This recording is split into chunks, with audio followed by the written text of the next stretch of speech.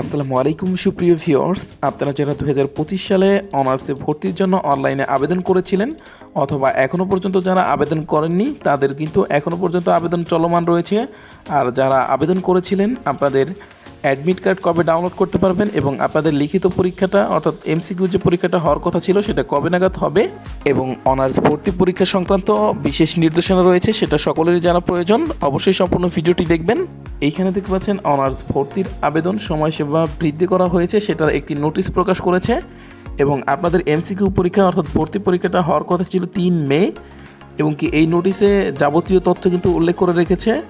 নতুন করে যে ভর্তির আবেদন সময়সীমা বৃদ্ধি করেছে সেটার আবেদনের শেষ সময় হচ্ছে 25/4/2025 তারিখে এবং আবেদনকারী অবশ্যই আবেদন ফি বাবদ 700 টাকা 27/4/2025 তারিখের মধ্যে নির্ধারিত মোবাইল ব্যাংকিংয়ের মাধ্যমে জমা দিতে হবে এবং কলেজ কর্তৃক অনলাইনে প্রাথমিক আবেদন নিশ্চয়ন করার সর্বশেষ তারিখ হচ্ছে 28/4/2025 এবং আপনাদের অনলাইনে ভর্তির কার্যক্রম শেষ হতেই আপনাদের যে পরীক্ষাটা নেওয়ার কথা ছিল অর্থাৎ 3 মে কিন্তু আপনাদের পরীক্ষাটা হওয়ার কথা ছিল, সেটা নিয়ে এখনও পর্যন্ত কোনো আপডেট জানানো হয়নি। অর্থাৎ আপনাদের পরীক্ষার টাইম কিন্তু অর্থাৎ পরীক্ষার ডেট কিন্তু 3 মেতে কিন্তু আপনাদের পরীক্ষাটা হওয়ার সম্ভাবনা রয়েছে। আর যদি এটা চেঞ্জ করা হয় পরবর্তীতে কিন্তু সেটা আমরা আপনাদেরকে জানিয়ে দিব অথবা নোটিশের মাধ্যমে কিন্তু শিক্ষা বোর্ড থেকে জানিয়ে দেওয়া হবে।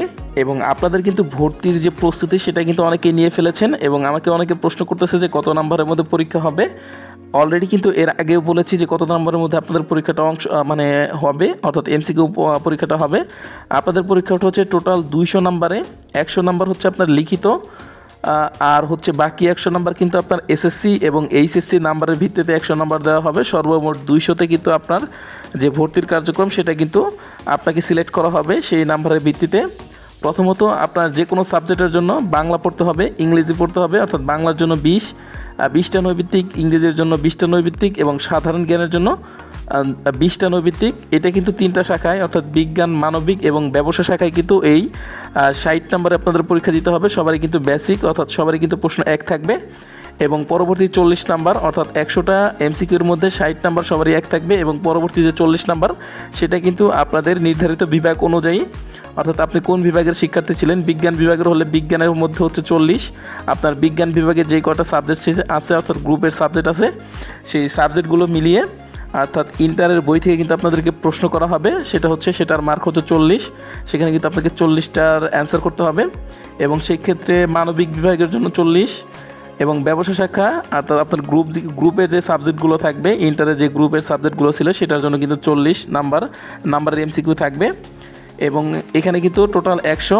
এই 100-র মধ্যে আপনাকে অবশ্যই মাস্ট বি আপনাকে 35 পেতে হবে। 35-এর নিচে পেলে কিন্তু আপনি এখানে ভর্তির জন্য এখান থেকে আপনি পাস করতে পারবেন না এমসিকিউতে এবং পরবর্তীতে এইখানে 100-র মধ্যে আপনি যত পাবেন সেই নাম্বারের সাথে আপনার যে এসএসসি পরীক্ষার রেজাল্ট ছিল অর্থাৎ এসএসসি পরীক্ষার রেজাল্ট এবং এইচএসসি পরীক্ষার রেজাল্ট যোগ করে টোটাল কিন্তু আপনাকে নির্বাচিত করা হবে। আপনি কোন কলেজে ভর্তির জন্য মনোনীত হবেন সেটা কিন্তু নির্বাচিত করা হবে এবং জাতীয় বিশ্ববিদ্যালয়ের অধীনে সরকারি এবং বেসরকারি যে কলেজগুলো রয়েছে অর্থাৎ বিশ্ববিদ্যালয়গুলো রয়েছে সেইগুলো মিলে প্রায় 4.5 লাখ 4.5 লাখের কম এরকম কিন্তু সিট রয়েছে। অর্থাৎ আপনি যদি পাস করেন সেক্ষেত্রে কিন্তু আপনি একটা না একটা কলেজে চান্স পেয়ে যাবেন, সবাই নিশ্চিতভাবে থাকতে পারেন। আর পরবর্তীতে যে কোনো আপডেট পাওয়ার জন্য অবশ্যই আমাদের এই চ্যানেলটি সাবস্ক্রাইব করে রাখবেন।